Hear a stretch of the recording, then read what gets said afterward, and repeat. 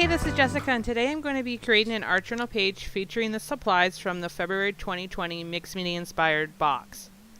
So I'm working in my large dilutions art journal, and I'm going to begin by taking texture paste through a large dilution stencil, and this stencil is called Large Slats. And I'm just taking the texture paste with my palette knife and sporadically rubbing it through the stencil, so when I lift it, I'm not going to have complete coverage. So it's going to look like an old dilapidated brick wall is what I'm trying to do here. And so I'm just spreading it out with my palette knife. It's a little thicker in places, it's a little thinner in places. And after the texture paste has been allowed to dry, I'm going to take the 3 colors from the Northern Lights Finnabair Texture Effect Paste set. And using my paintbrush, and this is an old paintbrush because this texture effect paste does have small sand granules in it, so I'm using a brush that I don't care if it gets beat up. But anyway, taking an old brush, I'm going to just dip it into each color of the texture effect paste and apply it very randomly on my page. So I'm starting with the lightest color. You could do this in any order, but this is just what I decided to start with.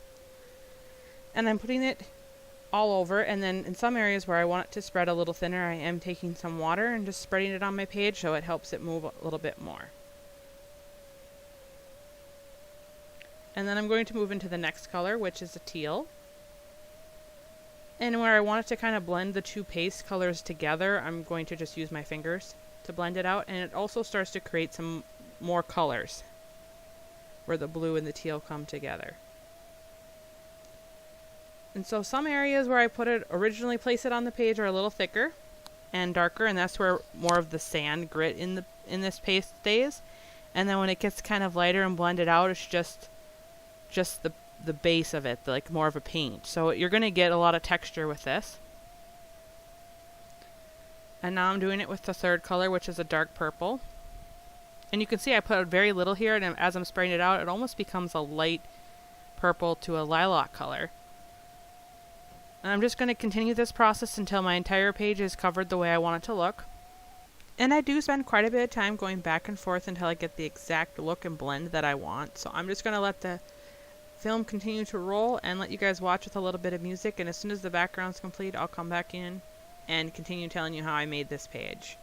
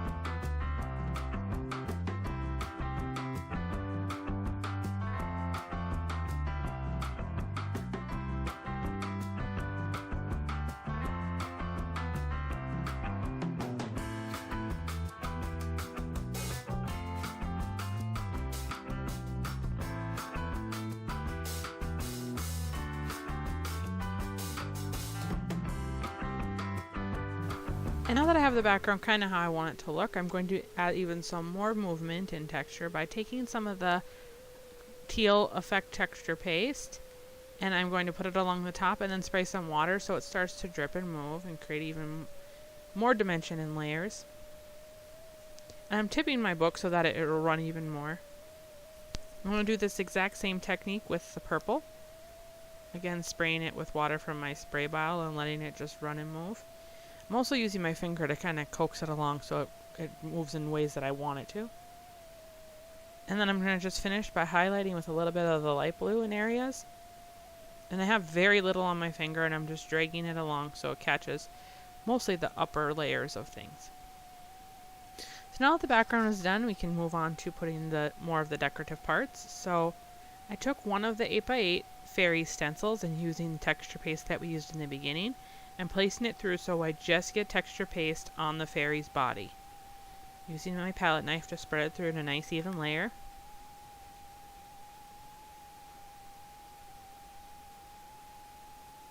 And I'm only putting it on the body because the rest I have a different idea for.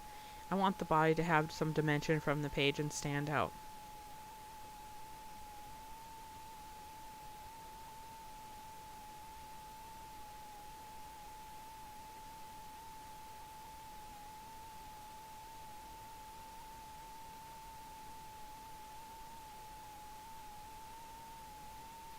After I get this all smoothed out, I'm going to let it sit for a while and allow that texture paste to dry naturally.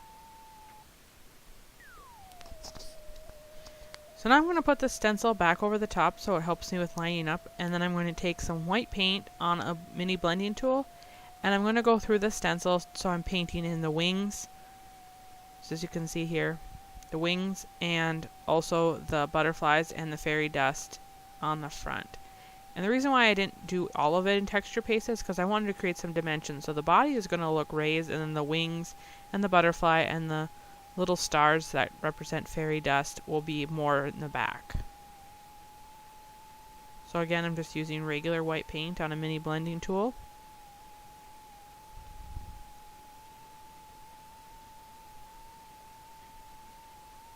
And then I'm going to let that dry.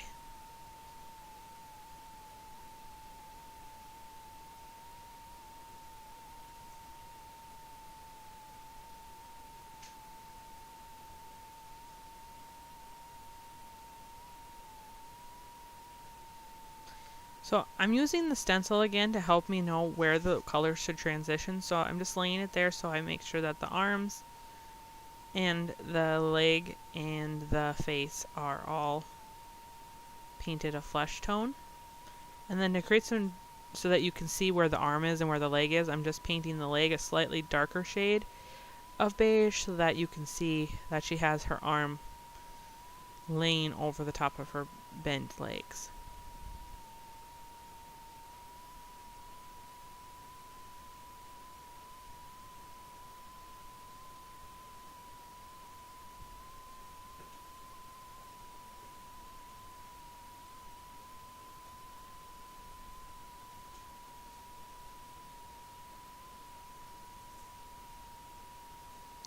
And then for I'm going to paint the hair a different color, so I'm just sort of creating a line where the hair line would be with the skin of the face, and then I'm going to also paint the face this beige color, flesh tone color, and her little bit of her neck.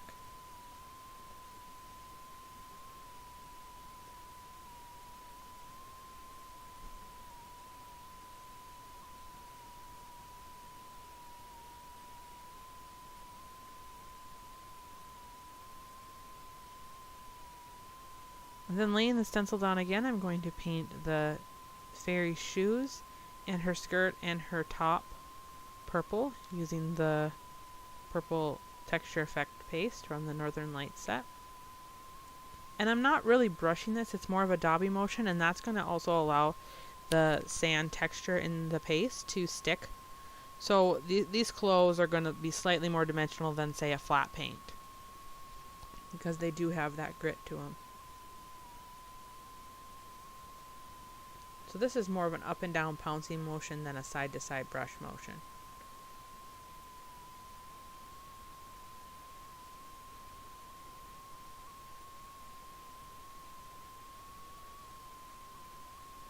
And then her hair is going to be teal. Again, using that same pouncing up and down. And as you can notice, I didn't really clean my brush very well. I just wiped it off on a paper towel between the purple and the green. So there is a little bit of that purpley color in the teal. And I like it because it created some dimension in her hair. If you don't want that, then I would recommend either washing your brush really, really thoroughly or just getting another brush. But I did like it, so that's what I went with.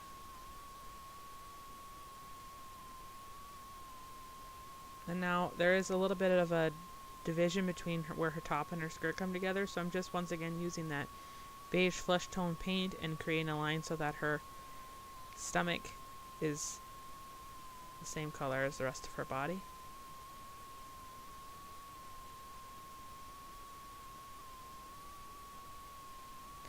And then I didn't like how some of the stencils, how the stars came out with the stencil, which is hard when they're a smaller image with paint. So I'm just taking my white Posca pen and outlining those stars so they're a little bit more defined. They look like they have they're pointed stars now instead of blobs.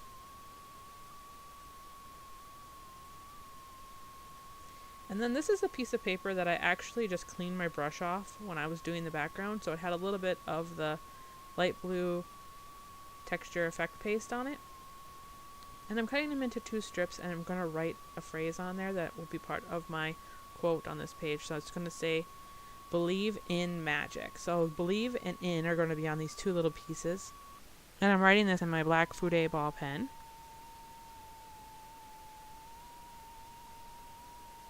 And then setting it aside to dry. You also could use a heat tool to dry it if you wanted to speed that process along. And then magic is going to be written in the Tim Holtz Ideology Alpha tiles. And these are clear printed acetate.